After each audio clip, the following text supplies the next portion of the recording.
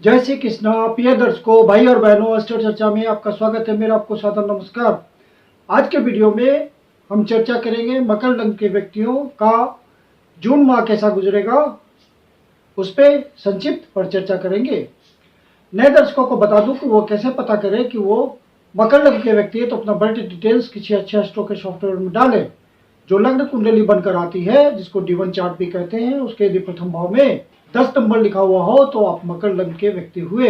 ये आपकी कुंडली है, प्रथम भाव इसको कहते हैं, और इसमें 10 नंबर लिखा हुआ है, अर्थात ये मकर लग्न की कुंडली है। 1 जून को जो गोचरीय परिस्थितियां वो आपकी कुंडली पे मैंने दिखाया हुआ है। और जून माह में होने वाले जो महत्वपूर्ण गोचरीय परिवर्तन है वो बुध देव के परिवर्तन है। शनिदेव आपके लग्नेश हुए, और लग्नेश जहां भी गोचर में जाते हैं वो स्थान इंपॉर्टेंट हो जाता है रिजल्ट के लिए। तो शनिदेव आपके द्वितीय भाव पे गोचर कर रहे हैं, धन भाव पे गोचर कर रहे हैं, अपनी मूल त्रिकोण राशि में गोचर कर रहे हैं। तो धन के लिहाज से शनिदेव आपके लिए व्यवस्था करेंगे धन संचय की, धन में वृद्धि करेंगे।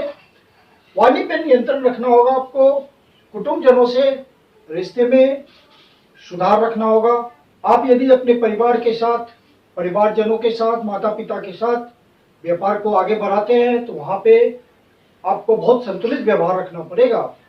कोई अनुचित बात नहीं बोलनी है जिससे आपका सामने वाले पे बुरा प्रभाव पड़े। तो शनिदेव आपको सहयोग करते रहेंगे, किसी तरह की गंदी आदतों में नहीं पड़ना है, ताकि शनिदेव का आपको रिजल्ट मिलता रहे। यहाँ पे सबसे इंपॉर्टेंट बुध देव का रिजल्ट हो रहा है, क्योंकि बुध देव इस समय आपके चतुर्थ भाव पे गोचर कर रहे हैं, शुभ भाव पे गोचर कर रहे हैं, और फिर 7 तारीख को वृषभ राशि में प्रवेश करेंगे, फिर 24 तारीख को पुनः अपनी स्वराशि मिथुन राशि में प्रवेश करेंगे। इस तरह से इस महीने के लिए बुध देव का गोचर बहुत ही इंपॉर्टेंट है। बुध देव आपके चतुर्थ भाव पे गोचर कर रहे हैं, और आपके नवेश है और षष्ठेश है। बुध देव के साथ राहु देव भी गोचर कर रहे हैं, और गुरुदेव भी लंबे समय के लिए चतुर्थ भाव पे गोचर कर रहे हैं। तो बुध देव डैमेज कंट्रोल को नियंत्रित किए हुए हैं, और गुरुदेव जो राहु की आ रही है उसको बहुत हद तक नियंत्रित इन्होंने किया हुआ है। लेकिन बुध देव 7 तारीख को पंचम भाव पे गोचर करेंगे। तो आपके मानसिक सुख में कमी तो होगी, महसूस होगी आपको। किसी तरह के न्यूक्लियर फैमिली में किसी तरह का डिस्टरबेंस हो सकता है, माता के स्वास्थ्य में कमी हो सकती है। जो भी डीलिंग्स आप करें, यदि आप रियल एस्टेट के सेक्टर में हैं तो बहुत सावधानी से करें, वहां सारे डिसीजन आपको सोच समझ के लेना है।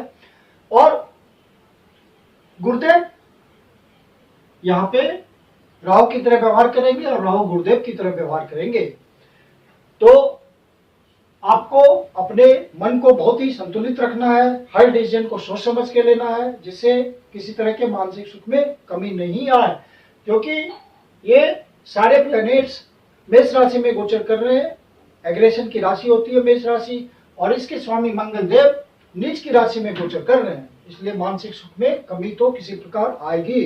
गोचर का ये प्रभाव है। यदि आपके ओरिजिनल नेटल चार्ट के हिसाब से कोई बहुत ही सुटेबल महादशा, अंतरदशा, प्रत्यंत दशा चल रही हो तो आपको ये फीलिंग नहीं आएगी। बुध देव आपके चूंकि चतुर्थ भाव पे गोचर कर रहे हैं, और आपके नवमेश है और षष्ठेश हैं, तो कोई लंबी यात्रा का योग बन सकता है, जिससे आपको काम धंधे में कुछ फायदा हो, अच्छी इनकम की प्राप्ति हो। कोई हायर एजुकेशन के लिए आप ट्राई कर रहे होंगे, स्टूडेंट है, तो वहां आपको सफलता मिल जा सकती है। कोई प्रोफेशनल है और सेवा भाव से जुड़े हुए प्रोफेशन में है, तो वहां आपको विशेष सफलता मिल सकती है। अपने एम्प्लॉय का आपको हेल्प मिल सकता है।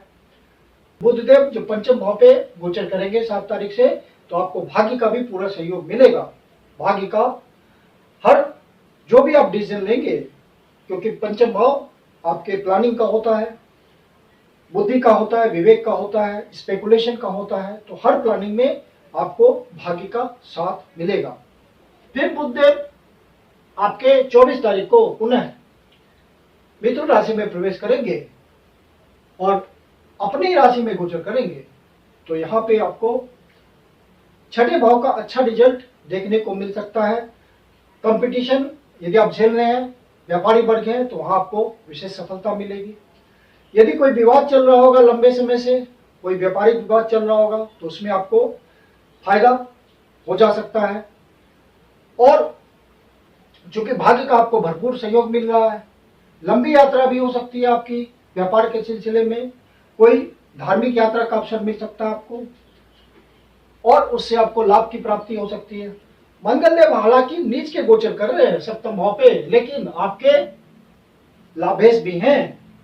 और शुक्रदेव सप्तम भाव पे गोचर कर रहे हैं और आपके कर्म भाव के स्वामी हैं और पंचम भाव के स्वामी है, मतलब आपके लिए विशेष योग कारक हैं।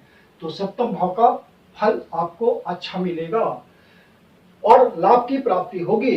यदि आप व्यापार से जुड़े हुए हैं, पब्लिक इंटरेक्शन में कोई काम करते हैं, पब्लिक स्फेयर में आपका काम धंधा है, तो वहां आपको विशेष लाभ की प्राप्ति हो सकती है।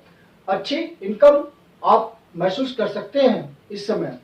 और शुक्रदेव चूंकि आपके लिए विशेष योग कारक है तो आपके लिए विशेष धन की व्यवस्था करेंगे और कोई नया वेंचर खोल सकते हैं आप, कोई नया प्रोजेक्ट आपको मिल सकता है, आपकी इमेज पब्लिक में बहुत अच्छी हो सकती है और आपकी पर्सनालिटी में इम्प्रूवमेंट आपको महसूस हो सकता है।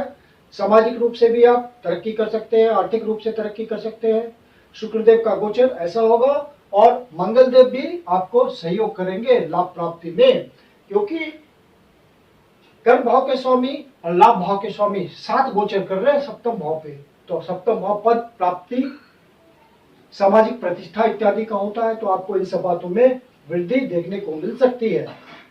और शनिदेव तीसरी दृष्टि से अपनी नीच राशि को देख रहे हैं, मेष राशि को देख रहे हैं, शुभ भाव को देख रहे हैं। तो शुभ भाव में तो कमी आएगी इस महीने में, किसी न किसी तरह की आपको मानसिक परेशानी मिल सकती है, क्योंकि शनिदेव भी यहाँ पे ये कंफर्मेशन कर रहे हैं। और चतुर्थ भाव में मंगलदेव नीच की राशि में गोचर कर रहे हैं, अर्थात अपनी राशि से शुभ भाव में नीच की राशि में गोचर कर रहे हैं। तो किसी न किसी तरह की मानसिक पीड़ा आ सकती है आपको। सूर्यदेव पंचम भाव पे गोचर कर रहे हैं, तो पंचम भाव का अच्छा रिजल्ट मिलेगा, लेकिन चूंकि अष्टमेश हैं तो आपको ध्यान रखना है सारे डिसीजंस लेते हुए।